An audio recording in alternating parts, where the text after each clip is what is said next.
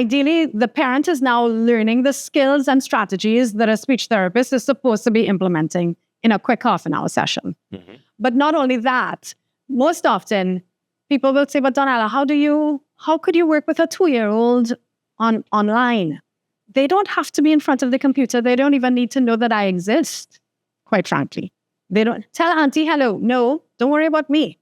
I am here to coach you, the parent, and guide you, the parent. So yes, you parents will be doing most of the work, but that's okay. They'll be engaging with a familiar person rather than a stranger in a clinical setting. I want the language to change. I no longer want to hear parents, teachers, or medical professionals referring to children as, are they special? Everybody should be special. Everybody should be treated as special needs. What a difference the world would be, right? And I don't mean to sound like butterflies and rainbows. I genuinely want to see everyone being accepting individuals for who they are, educating themselves about it to really figure out how best we can meet the needs so that everyone can live a typical life just like any other boy and girl. That's ideally what I'd like to see. Okay, so Donnella Rodriguez, you are a speech-language pathologist. We know that, but I kind of want to get past that. We'll get into that. Who is Donnella? In 2025, you've had quite a journey to this point. Tell me a little bit about yourself so that we can get to know you. Donnella today, 2025. Well, I should start off by saying that, yes, I am a speech-language pathologist, but there's more to me than being a speech therapist. I have 2 young men, a 20-year-old, soon to be 21 actually, and a 16-year-old. So I am a mom. And I am a wife to a psychologist, which a lot of people kind of go, oh, well, okay. And then just within the family unit, who I am and my practice today has really, I would say my family has shaped me for who I am and how I perceive and how I treat my other families, my families within my practice. So it's been a journey of learning and growing. I could be a lifelong student if I could afford it. And I will say that I'm on a mission to really dismantle the old narrative of my profession. Right. Of who, when I went to school, who I thought I would be, the clinician I thought I would be, compared to who I am today. Boy, have I learned so much. And it's not only from research, but it's from the experience from the families. I learned so much from the families I work with and my clients. Now, you're not the typical, when I think of speech therapist, when I think of speech pathologist, you have your social presence. Donnella speaks on Instagram, for instance. It's bright, it's vibrant, it's friendly, it's almost whimsical, but it has a really charming aspect to it. But what exactly is, you're welcome, what exactly is an SLP in today's world? What is it that you do? What is the nature of that job? Right, and even that has evolved. I started off within a rehab hospital, a rehabilitation hospital, serving, the more older generation of clients for swallowing and feeding, post-stroke. And I dabbled in that, but somehow the pediatric population always came to me. I mean, as the intern in my first job, they would say, Donnella, we have a new client. The child is 2 and the child is autistic. So this is really for you. And they would kind of palm off the children onto me. And I was like, bring it on, right? Yes. I enjoyed the challenge. So I was fortunate to work within a facility where I saw both adult population and pediatrics. And then I started my own practice coming back home, returning home. But even then, 99% of my caseload was children with autism. And I just continued learning and growing and experiencing that. And then COVID happened. Before COVID happened, I even had a son who is neurodivergent. He is dyslexic. So I walked that path of I had to take off my professional hat, really. And I was criticized for even being told, but you are a speech therapist, so you should be able to help your child. That was in itself challenging, but I got to experience firsthand what parents may feel. So a certain amount of empathy, I would say. And then COVID happened, and I really dug deeper into literacy and phonological awareness and the ability to help a child learn to read. So that was, I would say, a big shift, going from my whole autistic population and early intervention into then school age.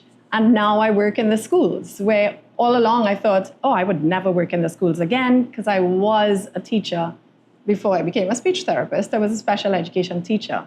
So you see that evolution, how it went from early intervention only to school age and literacy and reading. So this is a bit of a circular moment, or a bit of a full circle moment for you. How long has it been, this total journey? Total journey, 20 years. 20 years. 20 years when? This year? This year. This year, this March? I graduated you said May. This May, right? May 2005 was my graduation. Wow. Yes. And what? So proud. And we're also in April currently, so is it Autism Awareness Month? Yes. So when people think speech-language pathologist, speech therapist, you are right, most people immediately go to autism and those sorts of developmental... Help your child talk. That, yes, Yeah. exactly. And I'm like, news break, guess what? News flash. Speech therapist can't make your child talk. So what do you do in that instance? And then also, what are the other areas that SLPs work in? So, no, I can't make your child talk. Right. I've said this, and I don't know if it's allowed, but I'm not God. And I don't have fairy dust. So no, I can't make your child talk. What I could do, and this is big for me right now, is I could help your child communicate. And communication is really allowing an individual to share their message in their preferred mode of communication at that time. That could be sign language. That could be gestures. That could be with pictures. Right. That could be with a speech-generating device. Right. Which technology today has made it so accessible. Unfortunately, and this is just human nature, we want spoken word. Yeah, and isn't that a challenge, especially in the Caribbean, where the knowledge and awareness of neurodivergency is just high, so then people sort of push and force their children almost to the level of, abuse to get them to speak. Yeah. And that's just not, what you're saying is unacceptable. That they can communicate in other ways until they figure out how to communicate with speech. And if they can't, is that where an SLP would step in? That's where an SLP is supposed to step in. Gotcha. Okay. I'm not supposed to try to make a parent feel that I'm going to get your child to talk. Right. I'm here to coach parents into truly understanding who their child is, enjoying their child, loving their child, accepting them for who they are and their neurodiversity, their neurodivergence, and truly helping a parent embrace the fact that I will accept my child for who he is, despite whatever diagnosis or not. Call it A syndrome, call it Johnny syndrome, whatever you want to call it, it doesn't matter. So the speech therapist really is there to explore the multiple uses of, the variety of communication.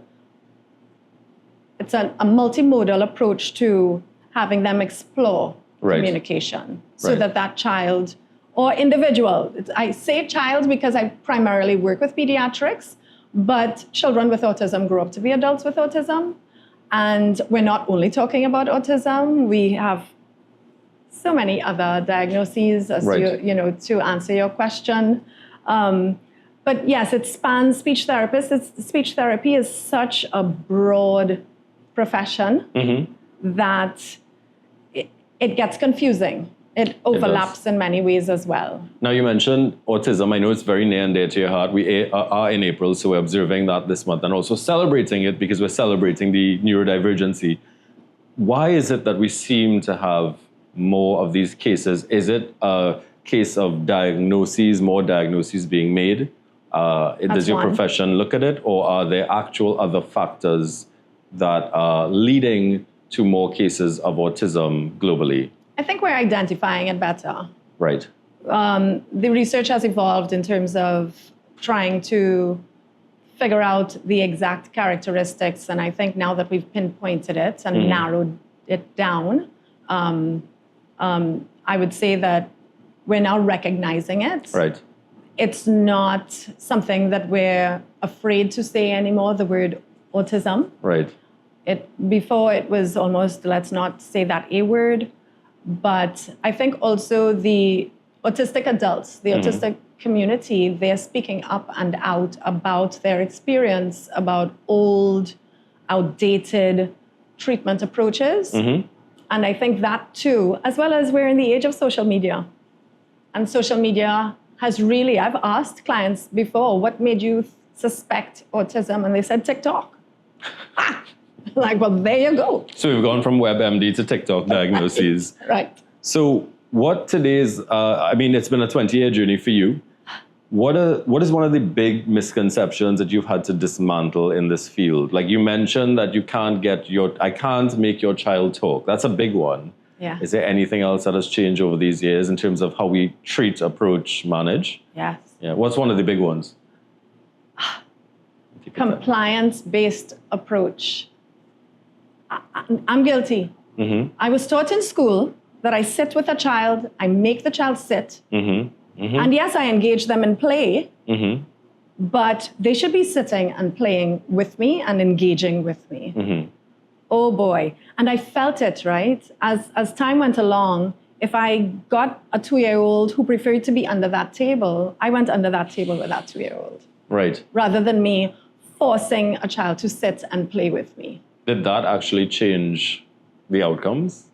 Absolutely. Okay. And so now even being exposed to and learning the new way that it's not compliance-based, that you need connection first, then I realized, wait a minute, I've been doing this without sounding too cocky. Right. But it was like, yes, I had to meet the child where they are in order to get something from this child. Another big thing is I used to be so goal generated. Everything was, what's the goal? What am I working on? Could this child identify colors? Could this child match? Could this child do all the animal sounds? And now I'm hearing myself while I'm parent coaching saying, that's not important. What's important is natural, everyday communication, using the natural environment of everyday routines that you do with your child, like bath time, buckling up in their car seat, having a snack, feeding the dog. So this is going from like tightly controlled environments where the child comes in for an hour. So clinical. Very clinical, Not an drilled. hour, quick half-an-hour session. They come in, I see them, I have a plan, I'll do this puzzle, I'll play this game, I will read this book. I had the whole thing set out with my plan. Right. But what happens when a 2-year-old comes in and he says, I don't want to do that? So what does that 2-year-old comes in and is not interested. Yeah. Not interested in your clinical approach. What does that look like today then? Because that's what most people think when they think speech therapy. That question. So when I saw my evolution, and I would say this was before the pandemic, I moved from a little 2x2 office and I looked for a bigger space to be able to have a sensory gym. Wow. And I said, I am not going to keep that child at a table and chair. I want that child on padded mats with a rock wall and a tunnel, and I'm going to be moving and sweating with that child. Because speech is movement, right? And I worked very closely with an occupational therapist. I have to give a shout out to occupational therapists. That profession It is just as crucial as speech therapists. And when you combine the two, it's like magic. That's the fairy dust, right? That interdisciplinary approach. And I'm not talking about I have a practice and there's an OT and there's a speech therapist. I'm talking about that's multidisciplinary. I'm talking about interdisciplinary, right? Where I'm telling the OT how we can meet that child's speech and language goals, and she's inserting it in her movement. And that OT is telling me how I can improve any kind of sensory regulation for a child while I'm working on speech goals. It is magical. Now, did you arrive at this approach on your practice, or is this where the global trend and sort of is leaning towards as well? It is leaning towards it now. Okay. I can't say I started it. Yes. I won't take credit for it. Yes. I just knew within my private practice that this needed to change. Intuitively, like you Yes. can see when you're sitting with the child that this is working, but it's not working as well as it should or could. Okay. And the outcomes have changed. Yes. Okay. Because the child is regulated. Yeah. They're like, hold on, I got this. You know, and while they're moving and playing, crawling through a tunnel, they're naturally coming to me and offering their mode of communication. It is just unbelievable. Is that neuroaffirming? Because I know that is, I've seen it on your LinkedIn. Is that what neuroaffirmation is? That is certainly Okay. that's exactly what it is, Okay. right? So we want to be able to, rather than forcing a child to speak or fixing them so that they appear more human, Normal? typical, Typical? right? That I accept you for who you are. And if you want to flap your hands in excitement, then that's what we'll do. And I accept that as your form of excitement, as your communication to me that you're excited in this moment. Right. You know? Okay. So tell me a little bit more about that neuroaffirming. What does that look like? The big picture for being a neuroaffirmative speech therapist, I would say, is the fact that I'm not here to remediate and fix and change an individual, but rather taking them for who they are, their strengths, accepting them for who they are, and just guiding that process. Yes, through exploration and following their lead for sending me the message, rather than me being compliance-based as well and developmentally looking at milestones and saying, well, you're at this age, so this is what you should be doing now. Right. And this doesn't look right. Let's make him look like that. Right. No, goes against the grain for me. I can't. I don't even like to even utter the words. That's the time. Gotcha. Okay, so let's bring it home a little bit. What is the current climate? I know we don't have a lot of data, but what is the current climate? You've been in this for 20 years. What is the current climate as it pertains to the numbers of people needing language therapy? What does that look like? And I know you've also worked in public and private sector schools. What does that look like as well here? What is working and what is not working? Tell us where that's at. The number one problem right now is the number of speech therapists on the islands. As much as we've grown, because when I returned, I was the first of 5 speech therapists that are licensed to practice. We've now grown, which is great, and there are people returning home to practice. However, we cannot serve the nation. And unfortunately, there is no speech therapy. There's no access to speech therapy in the public sector. None at all. None. Okay. In Tobago, I believe, Tobago House of Assembly, they have 2, maybe now 3 licensed speech therapists who are practicing. However, within our hospitals, no, we don't. So it's private pay.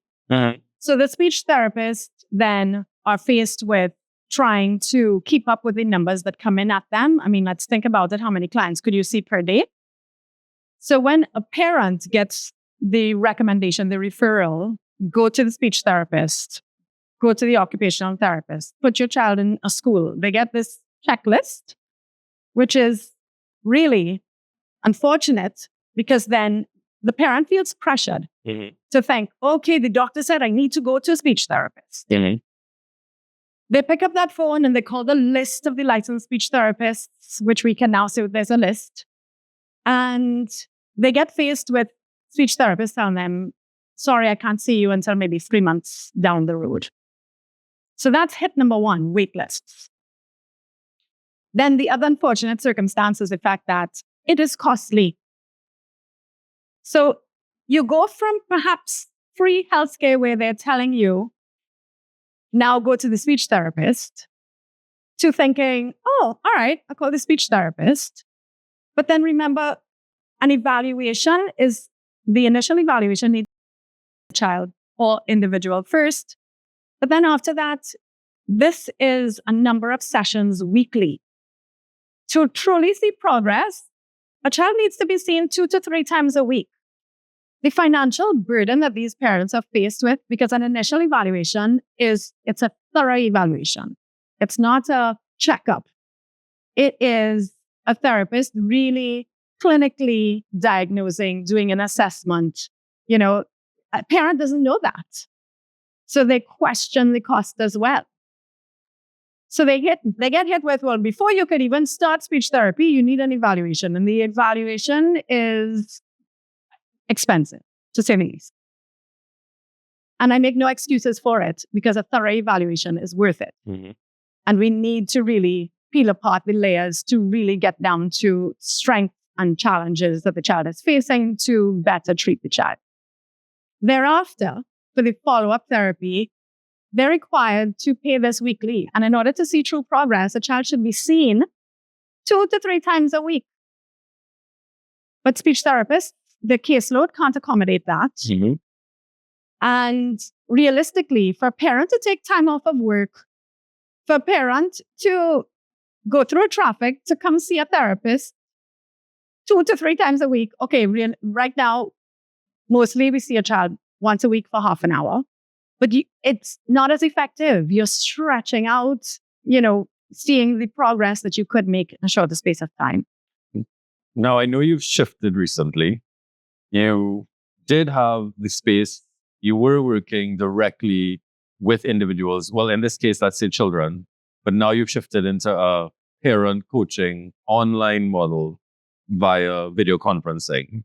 Why did you make that change? And how has that been working? Because what you're doing is basically empowering the parents who are there 24/7. So you're unburdening the financial cost of 3 times a week into 24/7 by teaching the parents how to deal. What has that been like for you? I have goosebumps because you hit the nail on the head. That's exactly why I've evolved. I need to make therapy more accessible. I need to empower the parents, give them the tools and the strategies that they can use with their children. Not in this clinical model of, come, let me teach you how to talk. This is a cow. How does a cow go moo? I can't. It just doesn't sit well with me anymore. I can't. Because again, I can't force your child to speak. Right? So I'm no longer doing that kind of therapy. It has evolved into a parent coaching model of equipping the parent with the strategies that they can apply naturally in their everyday routines that they are already doing with their children. So a parent doesn't feel pressured for coming home after work and thinking, oh, let me set aside 30 minutes and work with this child. No. Did this come from your own personal experience as a parent with a neurodivergent child, or?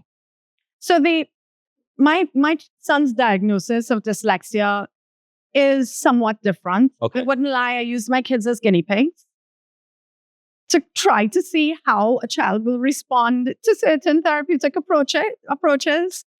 Yeah, somewhat they benefited, I would say. For sure, they benefited. Right. But I would say this shift came from, even in my clinical setting, I was one of those therapists that had an open door policy. I wanted the parent to come in and sit in the session to see what I was doing so that they can go home and practice those strategies. But I mean, it's smart because you mentioned it earlier. You said that you have to have the child engaged in a learning modality when they're going for bath time, when they're having dinner time, when they're out at the park, and coaching the parent to look for those cues and turn it into learning opportunities is weaponizing parents and coaching them into actually being that bridge that helps the child to learn to communicate. So that's what you've shifted into. What have those results been like for you since changing your business model? So fulfilling. Mm-hmm. The parent feedback has been phenomenal. The parents finally get to enjoy their children and understand their children in a more meaningful way. They too, now culturally, let's think about it though, right? And even toy manufacturers, do you know what they do to parents? They make things out to be very academic thinking. If your child is a late talker, just show them flashcards, put up an ABC chart in your home, and get the toys that have ABCs, 1, 2, 3s, and shapes and colors. Mm-hmm. That's how I'm going to get my child to talk. Mm-hmm. Newsflash, that's not the way we get a child to talk. And culturally, we are pressured to make our children smarter faster. And it's not natural. It's interesting you say that because child of the 80s here, I didn't actually speak verbally well until very late. And now I speak too much, but that's fun part of life, the balance of life, I suppose. But we had, we have way more education available now. And parents they can go online, they can get information, but they still need a structure. So what you don't want is Dr. Google. You want to be aware of things that you learn online. There's a lot of misinformation as well. So going back to that, you've been diagnosed, you want to call a speech therapist, you want to see, even if your appointment is 3 months out, what can parents do if they've not yet made that touching base with a speech language therapist, or if it's simply out of their pocket right now? Is there anything they can still do? Because they're going to try everything because it's their children. What would a recommendation look like until they can get into some sort of formal coaching or training? I will always advise a parent to speak to the pediatrician, follow that gut instinct to begin with. Parents is usually quite on point, right? Don't ignore it. Don't do wait and see. Don't think next year he'll get better. He'll talk next year. It's his birthday. No, we're not there. I won't cut his hair until he says his first word. No. His father didn't talk till he was 7. No, that's not what we're doing. We are meeting the child where he is now and facilitating that. So even if you do all the research, and we have it at our fingertips now, right? We have social media, we have Google, we have ChatGPT, we have everything. We even have apps that say that this app can help your child to talk, which is scary, right? My biggest advice to parents would be to play with your child. Play is, in fact, that's their job. They should be doing that all the time. Mm-hmm. Unfortunately, though, culturally, we see play as something, stop playing around, behave yourself, sit down quiet. And I want my parents to understand that that is the doorway to language development.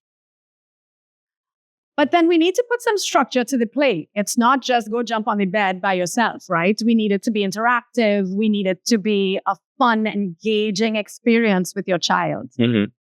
Not that go to teaching. You're a parent. You're not a teacher. And especially with the autistic population, we find that the autistics, they're intelligent. Most autistics are. And they love and crave letters and numbers and shapes. Even if it's in a foreign language, they will learn it. Their memory is that strong. Hey.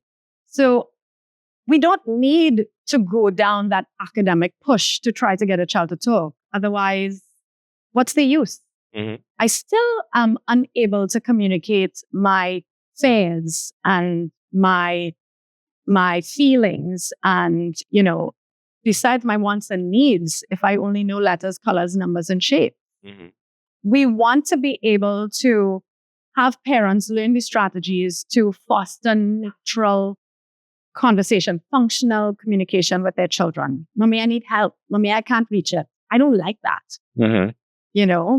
And that is now my approach to help parents wrap their minds around the fact that I don't want you to be teachers. I want you to be parents, and I want you to enjoy your children, and I want you to accept your children for who they are and play with them, get down to their level, and figure out how I can meet my child where he is right now, rather than using milestones as a checklist to go by.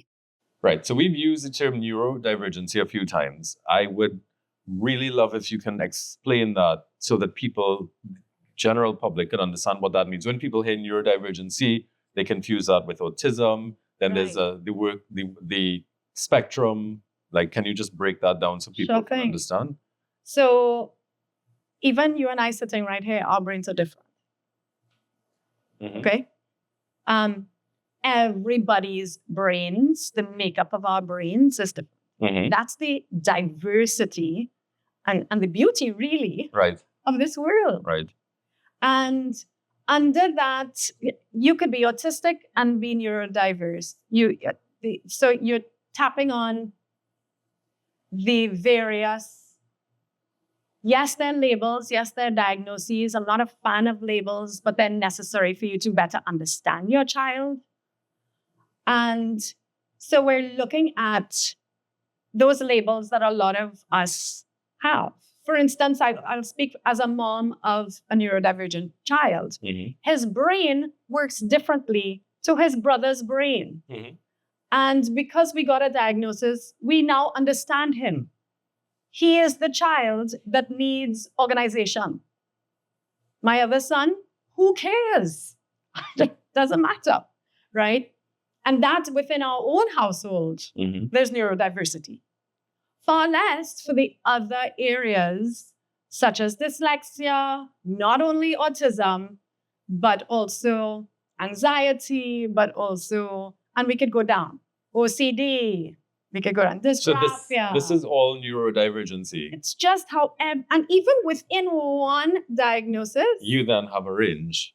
yes, there's a spectrum of autism, right? From us going from, even within the autistic community, everybody's brains is different.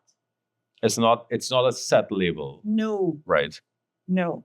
And we want to embrace it and accept them for who they are, rather than us saying, let's think about a classroom of 30 children. Each child in there has an individual brain. Mm-hmm. And it's no longer like learning styles. Well, you're a audio, you are a visual learner. It's not even about learning styles. Mm-hmm. It's about even having the child understand what they need to be able to learn. Gotcha. Speaking of that, so you recently did an Express article looking at, and we see it and we hear it when we're out anyway, kids in Trinidad having American accents. Unless they watch Peppa Pig, then they have a British accent. What is happening then? Why do you think that caused such a stir? And is that really a big deal? It's obvious that they're getting it from digital platforms. They're on YouTube a lot. Is that affecting their development in any way simply because they have a different accent or they learn to intonate differently to how we do? Technology is here to stay. YouTube is not going anywhere. Mm-hmm. And I respect that.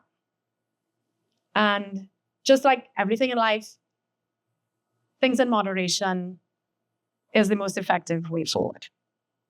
So I cannot point fingers and blame a parent for having a child in front of a screen. I grew up on television where everybody thought their brains will be mush. My brain is quite all right. Mm-hmm. I survived. What happens is the children are exposed to a variety. Yes, with the Peppa Pig, they have an accent. There's Bluey. There is even Elmo voices and SpongeBob voices, etc. There's even Curious George, who is a monkey who is nonverbal that I've heard kids imitate. And it just goes to prove that with the right model, a child can learn language. Their language can be developed. Now, what happens with the accents is, yes, if they're exposed to too much of the same media, and most of it is with, the American accent, then if that's the model, then that's what the child will display. Now, there's another side to this that if you're a speech therapist, you would have looked into that article a little differently. Because in fact, autistics pick up on intonations and inflection, and they learn language in chunks. And it's actually one of the telltale signs and early characteristics of how we can identify a child with autism. Okay? To break that down. I'm not saying that every child who speaks with an accent is autistic. Right. I am saying it is one of the characteristic features that we look for. They have to meet criteria in other areas as well. Right. Now, you could be neurotypical, not have a diagnosis of autism, and still pick up the accent because of exposure, too much exposure to the screen. And then it just goes to show that exactly what I'm trying to convince parents of playing with your child in a natural way and engaging with them. If they're engaging with the screen, then that's the model they're going to pick up. If they're engaging with you, then that's the model they will pick up. Is screen time, however, damaging in your profession to children in terms of that sort of screen time addiction is a very real thing for adults. Does the same apply to children, given the fact that a lot of these programs are designed color-wise, visual-wise, quick flash-wise, sound-wise to lock them in? Is that impairing development? You mean Coco Melon? Let's go. Especially Coco. Yes. Especially Coco Yeah, Melon. they've done research to make sure, Yes. even had labs, that if a child turns away, how can we speed it up to make sure we keep their attention at all times? It's a drug, right? And they become screen zombies. Yes. And that's what we want to minimize. Right. Again, balance. Yeah, gotcha. And I'm a big, I would say, co-view with your child. Look at what your child is looking at to be able to then generalize the information learned. It has its pros and its cons with everything else. I even tell parents when they co-view, speech therapists don't like Miss Rachel. I think she's great. You know why? She could never replace me. I think that's the fear speech therapists have. She's great because she's the perfect model for what parents should be saying and doing with their children. So I love her. I tell parents, look at her. That's how you should be sounding. Okay? Gotcha. Rather than what color, how many blocks you see in there. I don't want that. I want, did you see that big dog? And Play. wait. You want play. Play and interaction. Yeah, you want Play that. and interaction with your child. Yeah, that You makes know? sense. And the most successful parenting I've seen is generally the parents that get down on the floor with their kids Absolutely. and embrace the level that they're at. Absolutely. Yeah. And so screens, it's not damaging. And for the autistic population, for some, that's how they even said their first word. But again, the content is important, and co-viewing is necessary so that when you do see Peppa Pig jumping in muddy puddles, and then you are outside playing with your child, you can reference those same muddy puddles. Okay, so there are still a lot of misconceptions when it pertains to speech therapy, because a lot of people immediately dial into a diagnosed child, autism, spectrum, neurodivergencies. But there are everyday people that also pop in for therapy. Like, what are some of those cases of people coming in? Who else can benefit from therapy in day-to-day life as it pertains to speech? As I mentioned, it is a very broad profession. That's what I love about it, that I can dabble in working with infants. And you wonder, a baby? How? Yes, infants who perhaps have swallowing disorders, they're unable to latch and nurse as infants, a variety of other diagnoses as well that we would reach. But so speech therapists work with swallowing and feeding, as well as with even voice therapy. We have to think about the larynx. I have to go to school and learn the whole anatomy of the larynx, right? So voice therapy is critical. I have worked with a number of soca artists. I've worked with a number of politicians who are Mr. Speaker, speaking in Parliament and straining their voices, as well as teachers. I've worked with teachers, parish priests, even perhaps news broadcast announcers kind of thing. Anyone with singing voices within the choir, things like that. So voice therapy is in line with the job of a speech therapist as well. And it helps them to know your voice is an instrument. So does it help them to learn how to fine-tune use of that instrument, these everyday people? Support, right. Learning where their pitch is and how to not abuse their vocal folds, and yes, treating their voice as an instrument, perhaps, yes. Another big area for me that I enjoy working with is stuttering, especially pediatric stuttering, but I have also worked with adults with stuttering disorders. That too is a very, I would say, crucial area for someone's well-being and self-confidence in speaking. And yes, it could be remediated. Something as simple as articulation and pronunciation. What trainees will call a tie tongue is not a tie tongue. It is a frontal lisp. And so for individuals who have other speech sound errors, such as they're not pronouncing certain sounds correctly, like an L and an R. So they may say, witter wabbits running down the road, right? That's the phonological area, which I've really deep dived into, I would say, post-pandemic because of my experience with my younger son, like I mentioned, with dyslexia, because it goes hand in hand with the speech sound errors. And sounds are developed by a certain age. So that's something that parents need to look for and not to ignore. Because quite often they're like, oh, you have a lisp, you just ignore it. He'll outgrow it.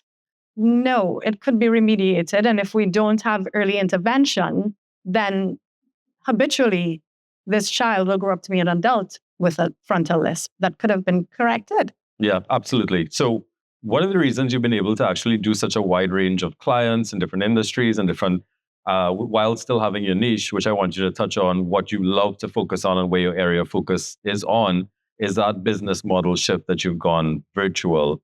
Is that part of that beyond business, you want to make this more accessible here in Trinidad and Tobago? So you've made it virtual, which means you don't have to drive to therapy. If you're a parent, you don't have to take time out from work, be in traffic.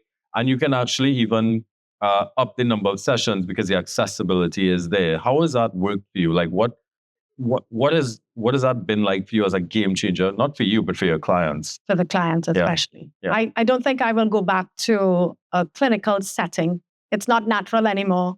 If to the parents out there, if you find therapy has shifted and it looks different, then you're on the right track, right? And yes, that virtual aspect of helping my parents and guiding my parents through that parent coaching model has been absolutely beneficial for especially little ones. Ideally, the parent is now learning the skills and strategies that a speech therapist is supposed to be implementing in a quick half-an-hour session. But not only that, most often people will say, but Donnella, how could you work with a 2-year-old online? They don't have to be in front of the computer. They don't even need to know that I exist, quite frankly. They don't tell auntie hello. No, don't worry about me. I am here to coach you, the parent, and guide you, the parent. So yes, you parents will be doing most of the work, but that's okay. They'll be engaging with a familiar person rather than a stranger in a clinical setting. Not only that, I get to see the child in their natural home environment. I get a sneak peek into what is really happening at home, right? So that has been, and that gives me more information for an assessment and an evaluation than a child coming into me for the first time and taking long to warm up with a clinician. Right. So there's still stigma around how could you see little ones virtually. And I really want the message to be sent home with parents understanding that within their natural home environment, is where I can truly see who this child is and how the parent interacts with the child. And the other big shift in the model that I use currently is that pre-literacy and literacy skills right now, developing literacy skills for individuals who are in school and struggling, and they're not reading. It's closely linked and quite in line with a speech pathologist's job. And so going into the schools now and helping a child learn to read and spell, decode, and comprehend what they read, not just memorize the West Indian Ibis reader. Okay? It's no longer Boyo and Kala, and I memorize it, check, move on. You pass your reading test. No. Done. Are you truly reading and understanding, what is presented in front of you? So that too has been a big school age. I used to stop at age 5, 6 with my autistic population and say, okay, I think I've done everything I could now. And I've now, like I said, gone into the schools, and I am able to work closely with teachers, that it's not just this model of come, drop off, leave the child and go. I now get to treat children holistically. And you also are changing the game because you have parental involvement, which is interesting because the parents were sort of removed in the old model and just dropping the kid off and maybe sitting in, maybe not. Correct. But now they're absolutely involved in the process. So they're not so attached to those outcomes that you said at the start, which is like, why are they not here at this point in time? Why we're not getting this outcome? Because they are enjoying the beauty of that journey with you. So that's also a game changer for you. Big time. Yeah, very nice. What would you like to see in the next? You've been here for 20 years in this field. What does the next 20 look like for you, do you think? I think connection is a big, not only for me and my clients, but I think it's important for parents, teachers within the classroom, acceptance. I want the language to change. I no longer want to hear parents, teachers, or medical professionals referring to children as, and they're special. Everybody should be special. Everybody should be treated as special needs. What a difference the world would be, right? And I don't mean to sound like butterflies and rainbows. I genuinely want to see everyone being accepting individuals for who they are, educating themselves about it to really figure out how best we can meet the needs so that everyone can live a typical life just like any other boy and girl. That's ideally what I'd like to see. Just cried. With all this in mind, how do people get in touch with you? Where do they go to? Well, I did mention access, right? I want to be accessible. I try my very best as a speech therapist to answer my calls and to have that human interaction because it's overwhelming. It's something new to parents when their pediatrician refers them. And again, the whole stigma around, well, speech therapist, what does that really mean? And they're just following a recommendation. So I want to hear their story. So I do offer a discovery call for parents to be able to shed light on, well, what are you seeing? What are the challenges your child is facing?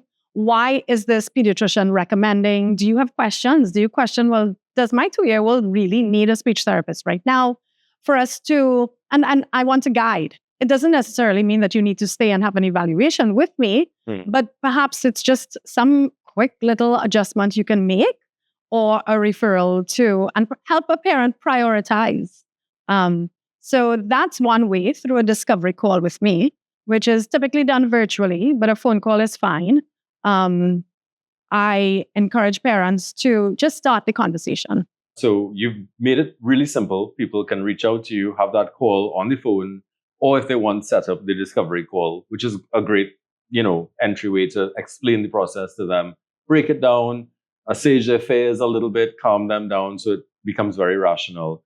What I would even say is that parents would greatly benefit from your Instagram, where you're doing phenomenal work. Donnella Speaks, is it? At Donnella Speaks. So you get a lot of great information on there. So they can go through your feed and just get a sense of anything that you do. And if you're the right fit, if they feel the right fit, there's a whole list, as you said, of 25 speech therapists, but you're doing a phenomenal job on your social media presence. We're here today having a conversation. And thank you for this. I think you've done a phenomenal job of breaking everything down. And of course, they can check the link in our description for more information as well, so they can get in touch with you. Perfect. And learn more about you. Thank you so much, Donnella. It was my pleasure. Absolutely. Thank you. You're welcome.